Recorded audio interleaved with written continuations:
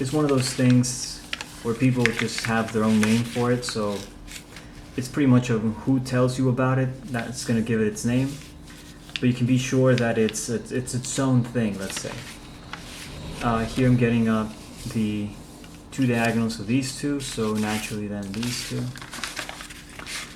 What makes it a silver ratio grid or a dynamic grid, whatever you want to call it, is that it oscillates between irrational and rational values in its grid.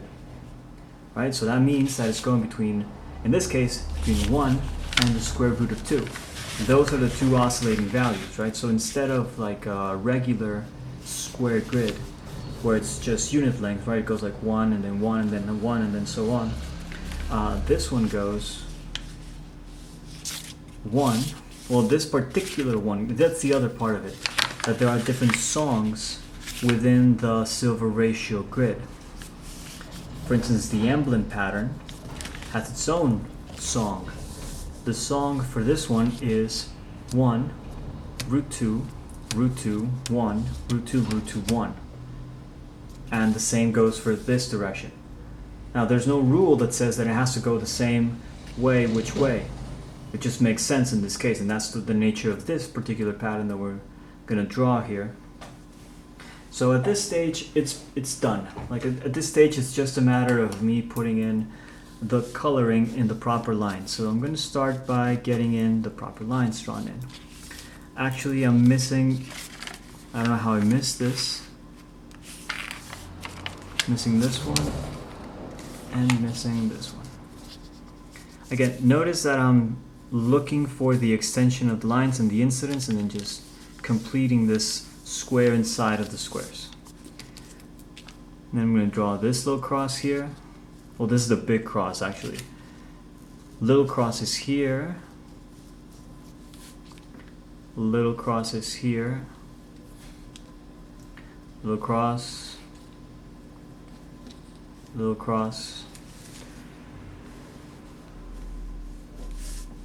You can call it an X, call it whatever you want.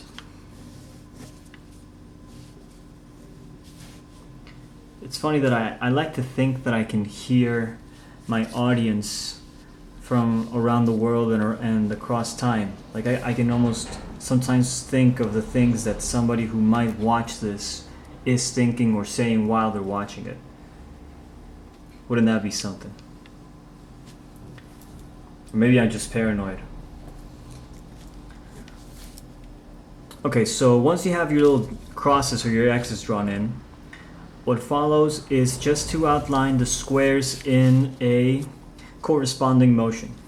So one's going to go left and one's going to go right. Just you have to make it so that they balance each other out. So let's say that I go this way and this one. You can go either way. It's going to draw this swirl like this very sacred and ancient swirl. And goes to the other way. And goes the other way as well. This one goes this way. Now I'm not getting an exact fold here because I'm doing it like, you know, on my knees and with the camera and so on, and this isn't the best setup, but I'm confident that if you give it a try you can get a more, you know, accurate construction. See, these I did wrong, like straight up. This should have been mirrored, so one of these is wrong. These is wrong. No, but these two are mirrored, so these two are mirrored and these two are mirrored, but these two are not. These are just like as though I just moved them. So I'm gonna have to turn it over and repeat. So I did it wrong. This is the second time I do it wrong, by the way. But I'm not gonna start again.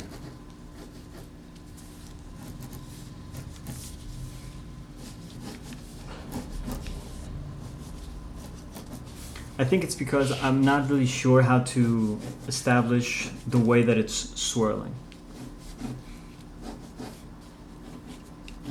But just know that it has to be mirrored with the one to its side. It's very origami-like in that way.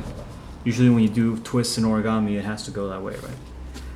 So let's say that this one goes to counterclockwise. So counterclockwise, and then this one has to go clockwise. And so this one has to go like this one. So this one goes counterclockwise. And this one has to go like this one, so it has to go clockwise. Okay, we did it. Now, from this point, we need to go to highlight. So, okay, so it's gonna go like this.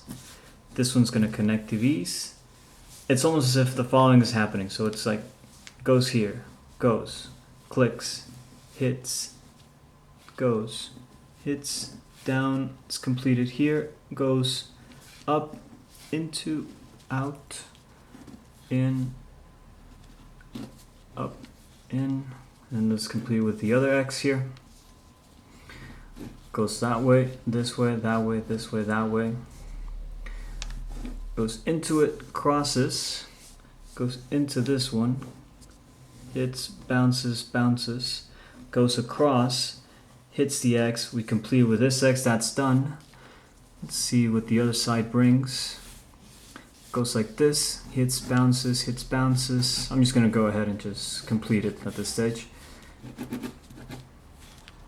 And that's the pattern. Oh wait, there it is. Now, what makes it fascinating to me, like what I really love about this pattern, is that the width of the leaf, like the stem of the leaf, is the same width as the I don't even know what the stamen. What is the name of this on the leaf?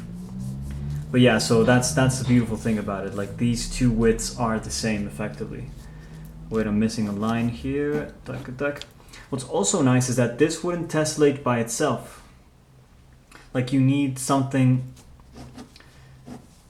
that overlaps to it in order for it to tessellate.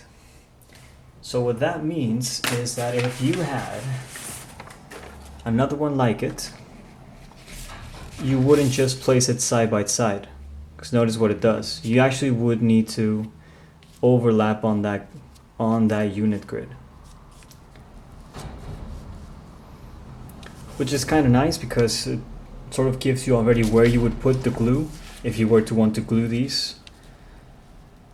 And what's also nice is the resolution chosen here actually has enough space that you can actually appreciate what's happening with the different pieces. You have 4 complete pieces and 8 partial pieces. And what's also, I really like that the borders are made up of the piece themselves. So that's really cool. So I'll leave that up to you. Thank you very much for your time. Hope you enjoy it. Let me know what you think, and I'll see you next time. Take care.